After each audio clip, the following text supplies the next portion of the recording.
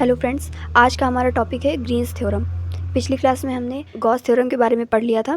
Gauss theorem में हम क्या करते थे, किसी सरफेस इंटीग्रल को वॉल्यूम इंटीग्रल में कैसे चेंज करना है ये सीखा था। और अब हम सीखेंगे ग्रीन्स थ्योरम में कि किसी सरफेस इंटीग्रल को हम लाइन इंटीग्रल में कैसे चेंज करेंगे।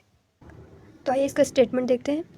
The statement is, if R is a closed and bounded region in x y plane whose boundary C consists of finitely many smooth curves, and mxy and n function of xy are continuous functions and have continuous partial derivatives del m over del m over del y and del n over del x।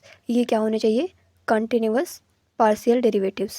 जो m और n है वो दोनों एक continuous function होने चाहिए, function of x and y, continuous function of x and y, and their partial derivatives M का y के रिस्पेक्ट में और एन का एक्स के रिस्पेक्ट में पार्शियल डेरिवेटिव भी उस रीजन में कंटिन्यूस होना चाहिए।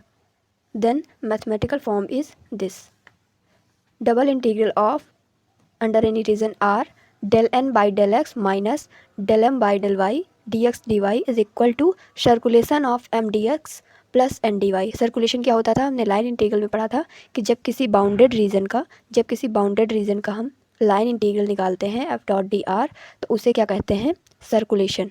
ये हमने लाइन इंटीग्रल में पढ़ा था।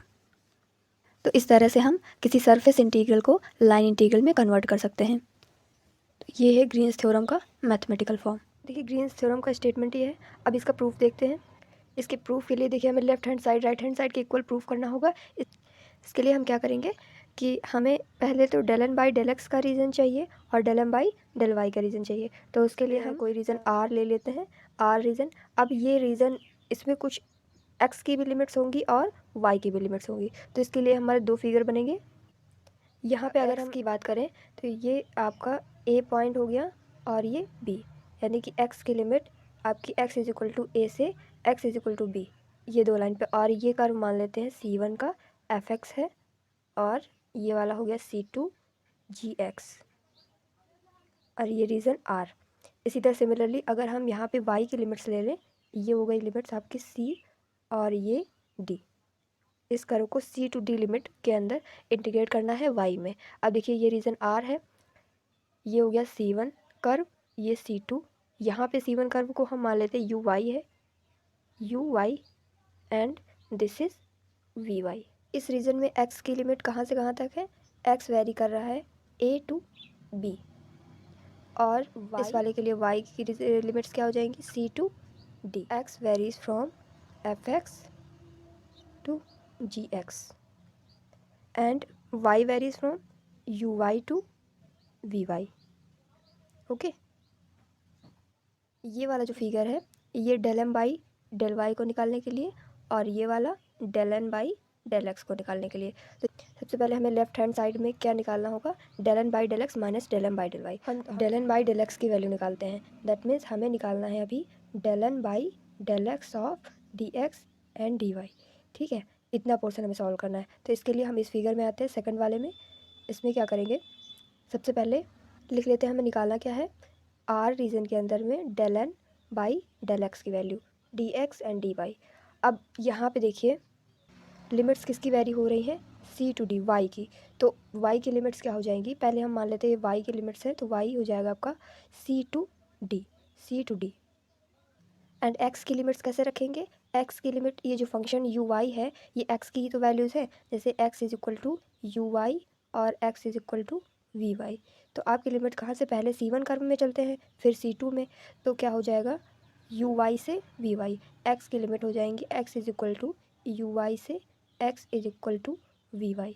और करना किसका था integration, del N by del x का डी एक्स डी वाई। ठीक है, इसको सॉल्व करेंगे तो ये क्या हो जाएगा, एन एक्स वाई, लिमिट्स क्या हो जाएंगी u y to we y and x y की लिमिट क्या है सी टू डी और ये डी वाई। ठीक है, इसको ऐसे ब्रैकेट में भी कर सकते हैं। अब देखिए आगे इसको सॉल्व करने पे हमें मिलेगा एन किसके प्लेस पे रखेंगे, डी एक्स में कर रहे थे तो हम एक्स के प्लेस पे यू वाई और वी वाई की वैल्यूज़ रखेंगे। तो क्या हो जाएगा इधर N v y comma y minus और dy भी है साथ में, minus C to D limit इधर भी लगा लेते हैं, सी टू डी, ये हो जाएगा N u y comma y d y. इसमें हम लिमिट चेंज कर सकते हैं। देखिए यहाँ पे सी टू डी है और यहाँ पे एन है v y comma y d y, and इसे हम प्लस का कर सकते हैं, limit D to C N u y comma y d Y. ठीक है, तो अब देखिए जो कर्व C1 है वो सी टू डी ऐसे जा रहा है ना, सी से डी की तरफ, तो C1 की लिमिट क्या हो जाएगी, जो आपका C1 है C1, और वो कर्व कौन सा है यू वाई का, C1 है यू वाई का कर्व, लिमिट्स हैं सी टू डी। इसी तरह से जो C2 है वो कर्व कौन सा है वी वाई का, और लिमिट्स क्या है आपकी डी टू सी, ऊपर से नीचे, तो लिमिट्स इसके हो जाएंगी D to C to D है लिमिट्स, तो इसे हम C1 लिख सकते हैं, और यहाँ पे डी टू सी है तो इसे हम C2 लिख सकते हैं। ठीक है, और यहाँ पे वी वाई किसकी थी, वी वाई और यू वाई, ये देख लेते हैं वी वाई और यू वाई। वी वाई है आपका C2 का और यू वाई है C1 का। C2 के लिए x is equal to we Y और C1 के लिए x is equal to you y है। तो हम क्या करते हैं, C1 में जहाँ भी हमें वी वाई है यहाँ पर हम x लिख सकते हैं, that means N x comma y d y, plus इधर क्या हो जाएगा यू वाई एक्स हो जाएगा, x comma y d Y. अब देखिए ये दोनों सेम रीजन मिल गए, और C1 प्लस C2 का मतलब क्या हुआ कि हम इसे, ये C1 एक कर्व है और C2 दूसरा कर्व है, तो ये एक सर्कुलेशन बना रहा है क्लोज्ड पाथ, तो इसे हम ऐड करके दोनों को एक सर्कुलेशन में लिख सकते हैं, N x y d Y. ठीक है, ऐसे लिख सकते हैं। इसी तरह सेम वे में हम सेकंड वाले फिगर के लिए काम करेंगे। अब इस फिगर में देखिए यहाँ पे, अब हमें यहाँ पे निकालना क्या है, आर रीजन के अंदर में del M by del Y की value, D x D Y. तो यहाँ पे लिमिट्स कैसे हो जाएंगी, देखिए x वेरी कर रहा है a टू b, और y कैसे fx टू gx, तो y की हो जाएंगी limits fx to gx, del M by del y और dy, बाहर क्या हो जाएगा यहाँ पे dx। ओके, अब इसको सॉल्व करते हैं। इसको सॉल्व करेंगे तो आपका, मैं डायरेक्ट लिख रही हूँ जैसे पहला वाला पोर्शन किया था सेम वैसे ही होगा।